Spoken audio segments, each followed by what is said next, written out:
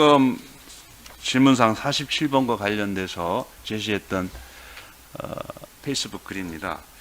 이 글 역시 그 12월 4일 날 0시 28분에 게시한 두 번째 글인데 이 글도 역시 본 기억이 없는 거죠. 당시엔 뭐 마찬가지 말씀드리겠습니다. 예. 증인이 보시기에 이 글이 뭐 내란을 선동하는 글로 인식이 됩니까? 당시에 제가 저 글을 보지 못했기 때문에 뭐 평가나 이런 말씀을 드리기는 좀 어렵습니다. 당시가 자정 때 0시 28분인데 여의도 국회 주변에 출동한 계엄군 중에서 이 글을 혹시 뭐 이건 보셨다고 증인에게 생각- 뭐 묻는 건 적절하지 않은 것 같습니다. 이 질문은요. 다음 질문. 아니 증인 생각을 한번 여쭤보고 싶어서. 아니 그거를 뭐 이걸 뭐 그걸 본 사람이 있다고 생각하시 이거를 증인에게 묻는 게 무슨 의미가 있습니까? 지금 왜 여쭤보냐면요. 피선동자가 계엄군이어야 되거든요. 내란 선동자. 그러니까 그건 주장하시고 예, 그거 물어볼 필요는 없죠.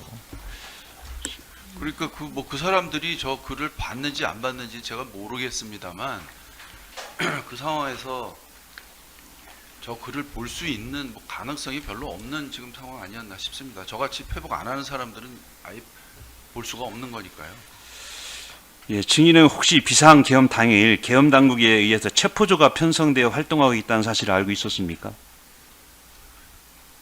제가 그 당일의 상황에 대해서는 구체적으로 말씀드리지 않겠다고 제가 말씀드렸습니다. 그러면 뭐 체포조와 관련해서 증인이 피고인에게 하신 말씀도 뭐 있으신가요? 아니면 진술을 거부하시겠습니까? 제가 지금 제 재판에서도 그 다음 날 상황에 대해서 뭐 말씀드리고 한 것들이 있어서 예. 사실은 이게 뭐 어디까지 말씀드려야 되는지 뭐 이런 것들을 진짜 생각하기가 좀 되게 어려운데 하여튼 저 때 당시에는 저는 저런 상황을 모르고 있었습니다. 예. 거기까지만 그냥 말씀드리겠습니다. 특검 53번과 관련해서 한번 여쭤보겠습니다. 피고인이 이러한 글들을 비상계엄 해제 선포 이전, 뭐 12월 4일 날 국회 기준으로는 1시 1분이고 이제 국무회의 통과해서 4시 30분에 비상계엄 해제 선포가 됐다고 언론 보도가 돼 있습니다. 그 사후에 혹시 저런 글을 보신 기억도 없으신 거죠, 증인께서는? 비상계엄 선포 해제 이후에도. 그런데 이제 그 이후에 수사도 진행되고 막 그랬으니까 이제 추후에 수사 때 말고요. 그냥 뭐 그 12월 정도 계엄 선포 직후 정확한 기억이 없습니다. 기억이 없습니까?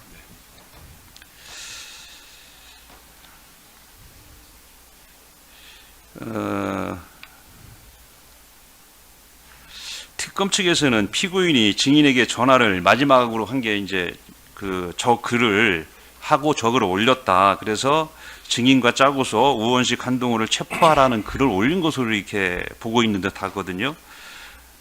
진짜 증인과 피고인이 뭐 저런 체포 얘기를 하고 또는 윤 대통령 지시를 전달해서 여기 있는 피고인이 저런 글을 페이스북에 올렸다고 이게 보십니까?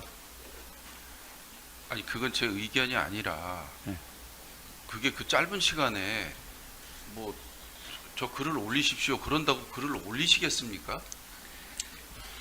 예, 그 체포 이런 얘기는 전혀 하신 적이 없다는 얘기잖아요. 아니 서로 간에 무슨 뭐 이렇게 얘기가 오고 가고 뭐가 여러 가지 그런 상황이 돼야 되는 거 아닌가 저는 그런 생각이 들고 저 때 당시에 저는 저 상황을 모르고 있었다. 예. 제가 그렇게 말씀드렸습니다. 그래서 그 정도까지 말씀드리겠습니다.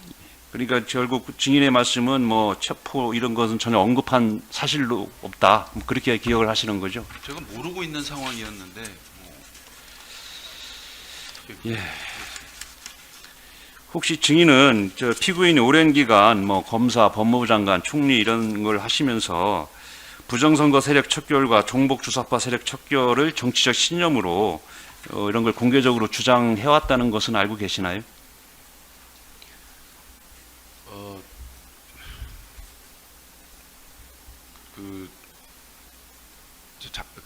총리 마치시고 이제 당에서 대표로 활동하시고 하는 거를 저는 뭐 먼발치서 이제 뵀지만 이제 그 정치권이나 거기서 활동하시는 거를 제가 구체적으로 그렇게 뭐 같이 활동을 하거나 내지는 뭐 그런 적은 없었고, 그리고 그 이후에 또 어떤 활동을 하시는지는 사실은 이 하고 난 후에 그렇게 구체적으로 이제 보게 됐지, 그 전에 이제 활동하시는 내용을 제가 잘 알고 있지는 못했습니다. 예, 그럼 또 한번 비슷한 질문을 하겠습니다. 피고인이 법무부 장관과 총리 재직 시절 또 정치 활동을 하면서 국회의원, 야당 인사, 국회의장 등 정치인들을 포고령 위반으로 체포해야 한다, 이런 말을 하시고 다니는 걸 들은 적이나 혹시 뭐 전해 들은 사실이 있습니까? 그 이전에요? 예, 예. 저는 전혀 그런 말씀 들어본 적이 없죠. 이걸 왜 여쭤보냐면은요, 그 뭐 총리 재직 시절에 뭐 비상기업 문건을 기무상과에서 만들었는데 그걸 이 피고인이 그걸 보고를 받았다라고 또 특검 측이 주장을 해서 한번 여쭤보는 겁니다. 저는 내용을 모릅니다. 피고인이 페이스북으로 올리는 시점이 밤 11시 46분 또 자정 때인 0시 28분입니다. 이 시간에는 뭐 개헌뿐만 아니라 일반 국민들도 거의 못 보는 시간인데 이건 생략하겠습니다. 34번 생략하고요. 그 증인의 진술, 이건 한번 제가 마지막으로 한번 진술조서 순번 282번 김주현 진술조서 25,364쪽에 있는 내용을 한번 읽어드리겠습니다. 여기 이렇게 진술하셨더라고요. 2025년 11월 13일 날 진술조서에서 12월 4일 0시 28분경에는 제가 정치인 체포에 관해서는 전혀 알지 못하는 상태였습니다. 황교안 대표가 같은 활동을 하는 사람들 사이에서 어떠한 부모를 하기 위해 저런 글을 게시했는지는 몰라도 당시 제가 체포조가 돌아다닌다는 사정을 알지도 못했기 때문에 우원식이나 한동훈 등 그 누구도 누구에 대해서도 체포에 관한 말을 황교안 대표와 한 적이 없습니다. 저와의 통화와 황교안 대표의 위 게시글은 상관이 없는 것 같습니다. 라고 진술하셨거든요. 그렇게 진술하신 거 맞습니까? 네, 그랬을 겁니다. 36항 들어가겠습니다. 증인은 비상계엄 선포 이후에 피고인이 국민의힘은 대통령과 함께 가십시오, 우원식 국회의장을 체포하라, 한동훈 대표도 체포하라는 내용의 페이스북을 게시한 것이 증인의 통화 내용과는 전혀 무관한 것이죠. 저는 당시에 하여튼 그런 내용을 전혀 알지 못하고 있었기 때문에 그게 저 조사 과정에서도 그래서 그렇게 진술했던 거고요. 예, 그렇게 기억하고 있습니다. 특검은 이러한 그 뭐 페이스북 글이 대통령 지시를 받고 증인이 피고인에게 비상계엄 상태를 계속 유지시키기 위해서 대통령 의사를 전달한 것이라고 추정하고 있는 것 같습니다. 이런 추정이 맞습니까? 저는 당시에 저런 상황을 몰랐고, 제가 이제 그렇게 생각하신다면 그냥 잠깐 그렇게 하십시오라고 얘기해서 그렇게 할까요? 저한테 그렇게 하라고 했으면 저는 쉽게 그렇게 못할 것 같은데, 하여튼 그런 말씀 전달한 기억 전혀 없고요. 당시에는 그 체포 상황에 대해서는 저는 모르고 있었습니다. 지난번